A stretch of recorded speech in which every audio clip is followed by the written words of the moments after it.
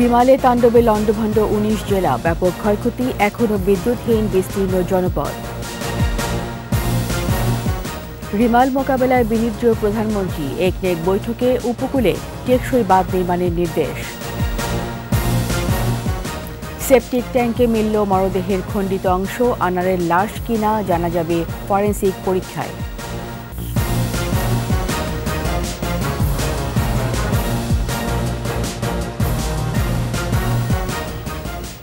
শুনছিলেন first security ইসলামী bank PLC সংবাদ শিরোনাম। আমন্ত্রণ রাতের ২১ সংবাদের সাথে আছি আমি রীতা চৌধুরী।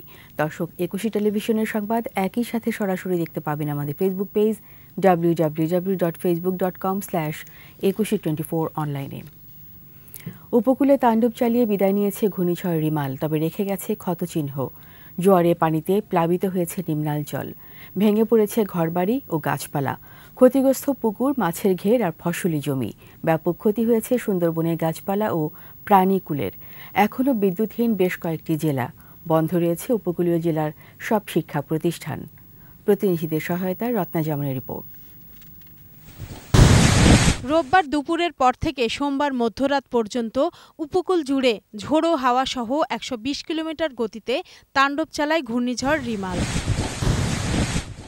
সামুদ্রিক জলোচ্ছ্বাসে জেলার ৫ কিলোমিটার বেড়ি বাঁধ ক্ষতিগ্রস্ত হয়েছে।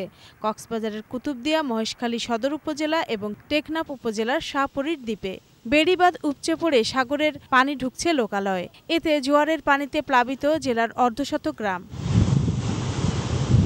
ঘূর্ণিঝড় রিমালের তাণ্ডব ও জলোচ্ছ্বাসে সুন্দরবনের প্রাণ প্রকৃতির ব্যাপক ক্ষতি হয়েছে। বনের কটকা ও দুবলা এলাকা থেকে ৩০টি মৃত হরিণ উদ্ধার করা হয়েছে। বনের অভ্যন্তরে ২৫টি টহল ফাঁড়ি ক্ষতিগ্রস্ত হয়েছে।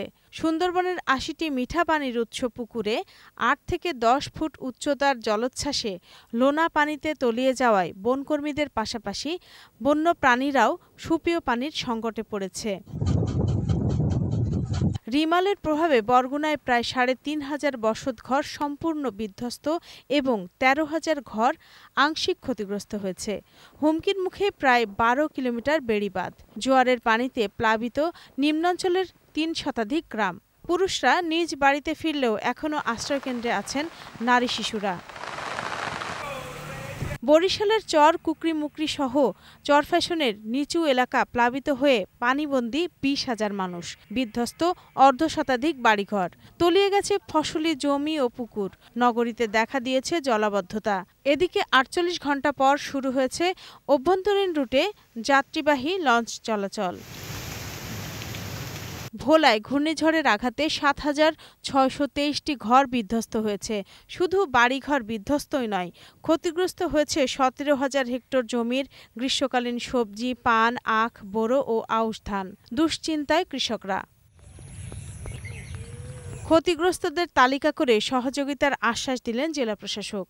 ৫,৮৬০টি পুকুর ও ৯৫০টি মৎস্য ঘের যেটি প্লাবিত হয়েছে। আমাদের ১০,৭৯১ হেক্টর সবজি, আউশ ও বোরো ধানের ১৪,১০১ হেক্টর জমির ফসল ক্ষতিগ্রস্ত হয়েছে। এছাড়া আমাদের জেলায় ৪৫ কিলোমিটার গ্রামীণ কাঁচা ও পাকা রাস্তা ক্ষতিগ্রস্ত হয়েছে। অন্যদিকে ভোলার বিচ্ছিন্ন দ্বীপ উপজেলা মনপুরায় পানি উন্নয়ন বোর্ডের বেড়িবাঁধের ৪টি পয়েন্ট দিয়ে ভেঙে ১০ গ্রাম প্লাবিত হয়। এসব এলাকায় মানুষের দুর্ভোগ এখন চরমে। ঝালকাঠিতে বিধ্বস্ত হয়েছে ৬ শতাধিক ঘরবাড়ি ও ৬,০০০-এর বেশি হেক্টর ফসলি জমি। বাঁধ ভেঙে তলিয়ে গেছে ২,০০০ পুকুর ও ১৫০ মাছের ঘের। খাগড়াছড়িতে ভারী বর্ষণে জেলা সদরের নিম্নাঞ্চল প্লাবিত হয়েছে। দুর্গতদের জন্য পৌর শহরে ১০টি আশ্রয়কেন্দ্র প্রস্তুত রাখা হয়েছে। গেল রাতে সড়কে পড়ে থাকা গাছ কাটার সময় বিদ্যুৎস্পৃষ্ট হয়ে মারা গেছেন ফায়ার সার্ভিস কর্মী। ভারী বৃষ্টিপাতে বান্দরবানের লাইমিপাড়ায় বেইলি ব্রিজের নিচের মাটি সরে যাওয়ায় বান্দরবান থেকে রুমা থানচি সড়কে ভারী যানবাহন চলাচল বন্ধ রয়েছে। ১৫ ঘণ্টারও বেশি সময় ধরে বিদ্যুৎ সংযোগ বিচ্ছিন্ন থাকায় দুর্ভোগে স্থানীয়রা। রত্না সামান, ২১ টেলিভিশন। ঘূর্ণিঝড় রিমালে ক্ষয়ক্ষতি দ্রুত নিরূপণের নির্দেশ দিয়েছেন প্রধানমন্ত্রী শেখ হাসিনা। ঘূর্ণিঝড় সহ প্রাকৃতিক দুর্যোগের ক্ষয়ক্ষতি কমানো ও উপকূলে মানুষকে নিরাপদে রাখতে দিয়েছেন টেকসই বাঁধ নির্মাণেরও তাগিদ। বিস্তারিত ফারজানা শোভার প্রতিবেদনে। প্রধানমন্ত্রী এবং একনেক চেয়ারপারসন শেখ হাসিনার সভাপতিত্বে রাজধানীর শেরেবাংলা নগরের এনইসি সম্মেলন কক্ষে জাতীয় অর্থনৈতিক পরিষদের বৈঠক। এ সরকারের দশম একনেকে 14,337 কোটিরও বেশি টাকা ব্যয়ের 7টি নতুন ও 4টি সংশোধিত প্রকল্প পাস হয়। বৈঠক শেষে প্রকল্পগুলোর বিস্তারিত ও প্রধানমন্ত্রীর অনুশাসন ব্যাখ্যা করেন পরিকল্পনা মন্ত্রী আব্দুস সালাম। মন্ত্রী জানান, ঘূর্ণিঝড় রিমালের তাণ্ডবে উপকূলীয় অঞ্চলের জনগণের জানমালের নিরাপত্তা বিধানে রাত 2টা পর্যন্ত পরিস্থিতি মনিটরিং করেছেন খোদ প্রধানমন্ত্রী। ঘূর্ণিঝড়ে নষ্ট হয়ে যাওয়া বাঁধগুলোর দ্রুত ও টেকসই সংস্কার করতে বলেছেন তিনি। বিশেষ করে পানি ব্যবস্থা করতে, যাতে পীড়া না দেখা দেয়, এটা একটা বড় প্রয়োজনীয়তা। আর একটা লং টার্ম সিদ্ধান্ত প্রধানমন্ত্রী দিলেন যে বাঁধগুলি আছে, নদীর পাড়ে যে বাঁধ আছে, অনেকগুলো বাঁধ, সেই বাঁধগুলো অনেক ড্যামেজ হয়ে গেছে সাইক্লোনে। বাঁধ এমনি পুরোনো অনেক, আর সাইক্লোনে ইফেক্টে এটা বাঁধগুলি নষ্ট হয়ে গেছে, ক্ষতি হয়েছে। তিনি আদেশ দেন যে দ্রুত সম্ভব এগুলো সংস্কার করে কার্যকরী করতে হবে। বর্ষা হচ্ছে, আরও কষ্ট বাড়বে।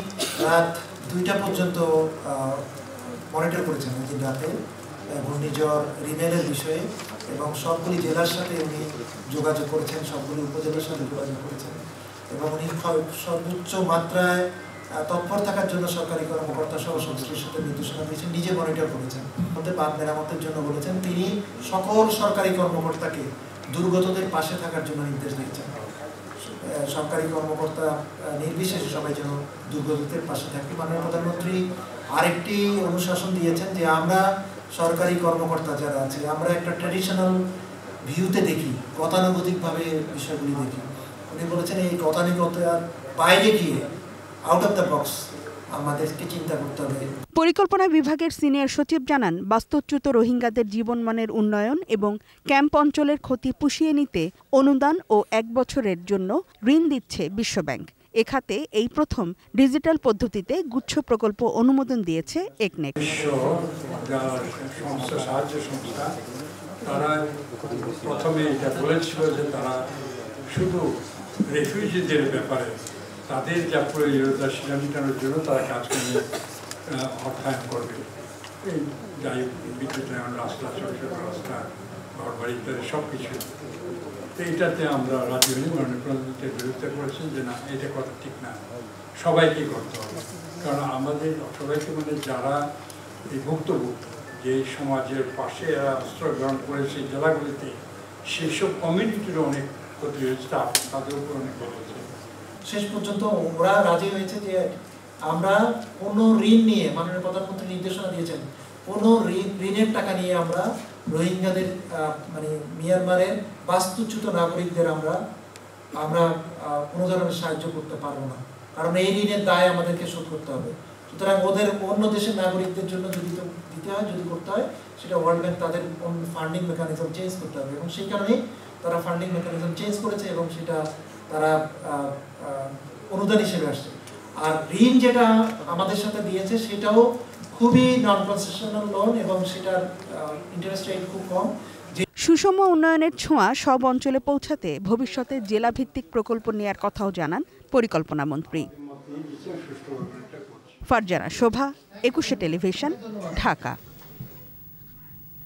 কলকাতার সঞ্জীবা গার্ডেন্সের সেপটিক ট্যাঙ্ক থেকে মরদেহের খণ্ডিত অংশ উদ্ধার হয়েছে। ধারণা করা হচ্ছে এগুলো এমপি আনারুল আজিম আনারের মরদেহের খণ্ডিত অংশ।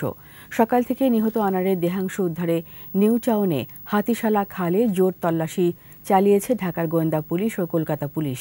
পরে সঞ্জীবা গার্ডেন্সের সেপটিক ট্যাঙ্কে তল্লাশি করা হয়, সেখানে মাংসের দলা উদ্ধার করা হয়। ফরেনসিক পরীক্ষার পর নিশ্চিত হওয়া যাবে।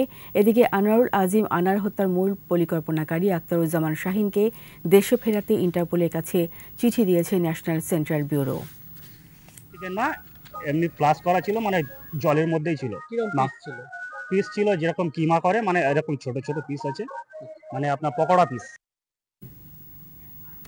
অবৈধ সম্পদ অর্জনে অভিযোগে সাবেক আইজিপি বেনজির আহমেদকে জিজ্ঞাসাবাদের জন্য ৬ জুন তলব করেছে দুদক, আর ৯ জুন স্ত্রী ও কন্যাদের তলব করা হয়েছে। এর আগে দুদকের আইনজীবী জানিয়েছিলেন দুদকের তদন্ত চলমান রয়েছে, তদন্তের প্রয়োজন মনে করলে বেনজির আহমেদকে বিদেশ যাত্রায় নিষেধাজ্ঞা চাইতে পারে দুদক। সম্প্রতি বেনজির আহমেদের ১১৯টি স্থাবর ও অস্থাবর সম্পত্তি ক্রোকের নির্দেশ দেন আদালত। এর আগে ৮৩টি দলিলের সম্পত্তি ও ৩৩টি ব্যাংক হিসাব জব্দের নির্দেশ দেওয়া হয়। এদিকে সাবেক আইজিপি ও তার পরিবারের সদস্যদের নামে থাকা ৬টি বিও অ্যাকাউন্ট জব্দ করেছে বিএসইসি।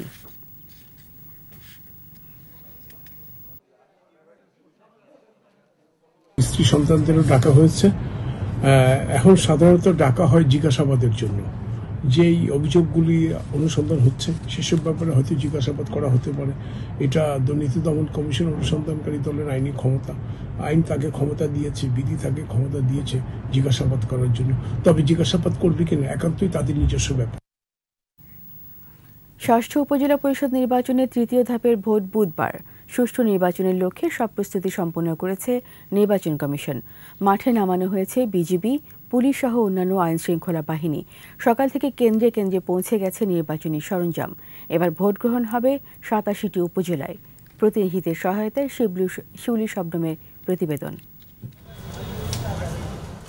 সকাল থেকে উপজেলা পরিষদ নির্বাচনের ভোট কেন্দ্রগুলোতে সরঞ্জাম পাঠানো হয়।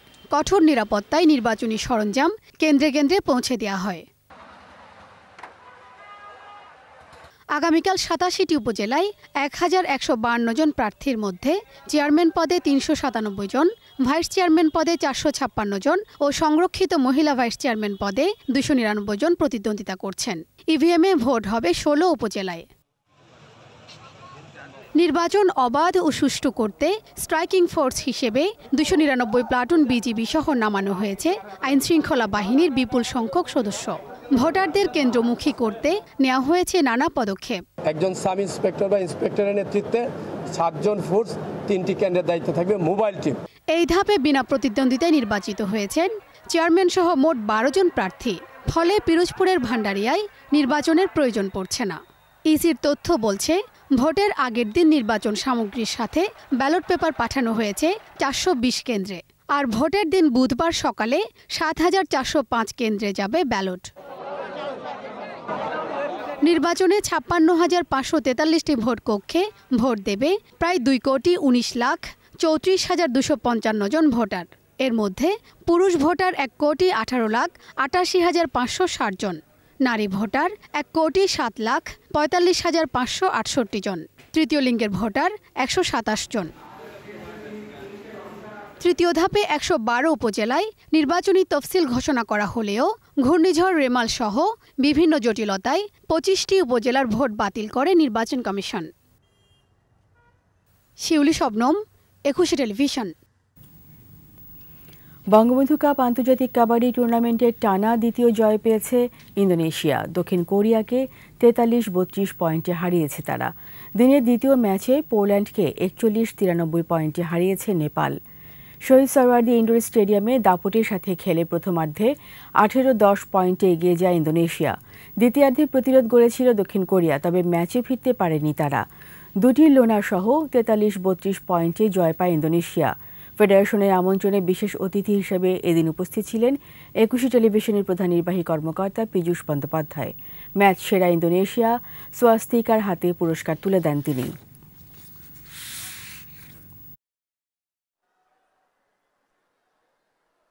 প্রায় ১২টা দেশ এখানে অংশগ্রহণ করছে। এই ১২টা দেশের সাথে মাধ্যমে, শুধু ১২টা দেশ না, ১২টা দেশের মাধ্যমে আমরা একটা আন্তর্জাতিক ক্ষেত্রে আমাদের ভ্রাতৃত্ব বন্ধন এবং যে আস্থার সম্পর্কের যে দৃঢ়তা, যে সেই জায়গাটাই আমরা অর্জন করতে পারলাম এই বঙ্গবন্ধু কাবাডি টুর্নামেন্টের আয়োজনের মাধ্যমে। তো এই খেলার মাধ্যমে যদি আমরা আন্তর্জাতিক ক্ষেত্রে আমাদের চ্যাম্পিয়নশিপ, আমাদের যে কর্তৃত্ব বা নেতৃত্ব ধরে রাখতে পারি, তার জন্য তো আমি ব্যক্তিগতভাবে খুশি হবই। আর এরই সাথে শেষ করছি রাতে ২১ সংবাদ। যাবার আগে ফার্স্ট সিকিউরিটি ইসলামী ব্যাংক পিএলসি সংবাদ শিরোনামগুলো আরও একবার। রিমালে তাণ্ডবে লণ্ডভণ্ড 19টি জেলা, ব্যাপক ক্ষয়ক্ষতি, এখনো বিদ্যুৎহীন বিস্তীর্ণ জনপদ। রিমাল মোকাবিলায় বিনিদ্র প্রধানমন্ত্রী, একনেক বৈঠকে উপকূলে টেকসই বাঁধ নির্মাণের নির্দেশ। সেপটিক ট্যাঙ্কে মিলল মরদেহের খণ্ডিত অংশ, আনারের লাশ কিনা জানা যাবে ফরেনসিক পরীক্ষায়।